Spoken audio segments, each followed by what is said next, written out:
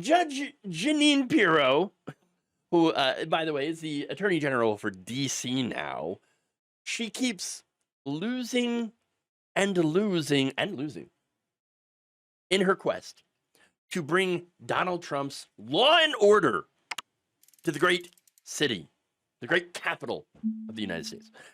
Now, last week, she was undone by, once again, Judge Zia M. Faruqui, who had handed her yet another legal defeat after attempting to jail a veteran for protesting against ICE.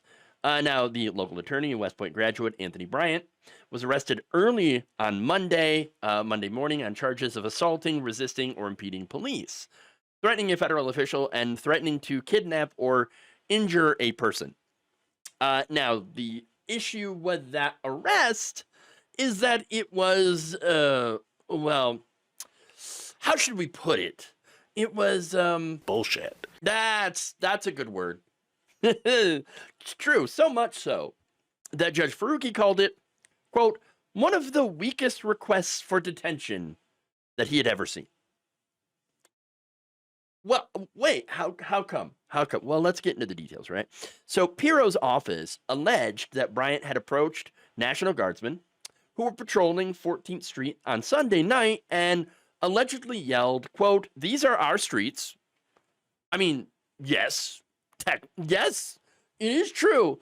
But then allegedly added, I'll kill you. Oh, okay, well, that seems serious. Pirro then claims that Bryant threw his shoulder into one of the guardsmen's shoulders.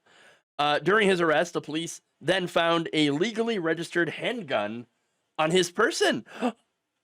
Oh, no! Now, correct me if I'm wrong here, though, all right? But wasn't he just, by carrying, not even open carry, just on his person, right, that he was just exercising his Second Amendment rights? What would be the problem with that? Where's the NRA? Where's the gun rights people coming up to defend him? Oh, right. It's because he's black. That's right. Look, this man, he didn't point the weapon at anybody. He didn't brandish it. He did nothing. He was just carrying it.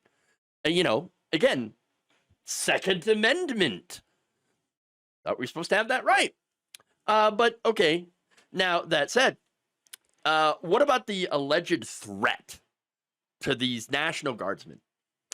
I mean, saying, oh, I'll kill you while having a gun on your person is, I mean, yeah, that's their threat there, right?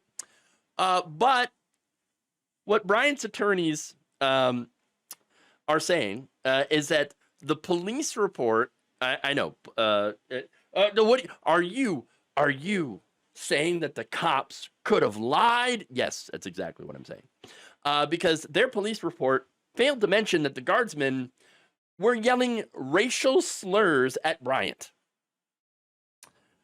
probably prompting him to come back with that alleged threat. Now, I say that this is all alleged because there's no video of the incident. National Guardsmen are not required to wear body cameras. And so we don't know. We don't know what actually happened. How convenient, but also fortuitous for Mr. Bryant. The prosecution is unable, as of this point, to prove their claims. Now, Bryant was released after his initial arrest, but then was rearrested again and placed in jail last Wednesday on the order of Judge G. Michael Harvey. Now, on Thursday, the day after, Judge Faruqui stepped in and was like, this is perhaps one of the weakest requests for detention I have seen, and something that prior to 2 weeks ago would have been unthinkable in this courthouse. He added that the government has a as close to zero chance of demonstrating that Bryant was a threat. Yeah.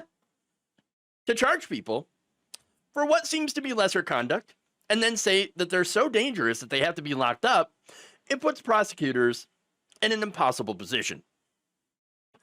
As a result, Bryant, of course, was released from jail, but was ordered to hand over his firearms and advised to avoid any sort of tense situations.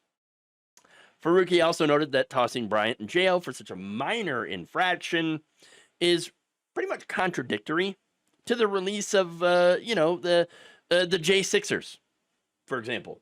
The J6ers, who had been jailed on much more serious charges, okay, but then pardoned by our illustrious orange president.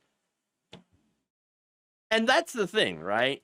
So, I mean, it's pretty clear. It should be pretty clear to everyone here that these are nothing more than political prosecutions. That's it. Now, of course, that's pretty concerning, but also comical. All right. Why is it comical? It's because they're so blatantly political that at least 3 different grand juries, just an example, right, did not vote to indict a DC woman for, who had allegedly placed herself between ICE agents and someone that they were detaining. They also failed to secure an indictment against a man who threw a Subway sandwich at a federal agent. The sandwich man. They couldn't. So I know the joke is, well, I mean, getting an indictment is so easy. You could indict a ham sandwich. Well, they obviously couldn't indict the man who threw a sandwich. Couldn't do it. Couldn't do it. Now, look, in both cases, by the way, they had tried to get felony charges against these people, and the grand juries were like, felony charge? Felony charge for what? For that? No, these are misdemeanors. These are misdemeanors. Okay, are you kidding me? Are you absolutely kidding me? This is just another example of how this woman is nothing more than a partisan, political hack. Okay, and that's the entire reason that she was put in that position in the first place, because she was going to do this. Now, the only thing is, I'm pretty sure they expected for all the judges, all the judiciary that they have not captured, by the way, to roll over and allow for these very partisan political witch hunts, okay, and prosecutions to go on without any challenge. Thankfully, they were wrong on that count, and they haven't completely taken over the judiciary, as of right now, at least. But still.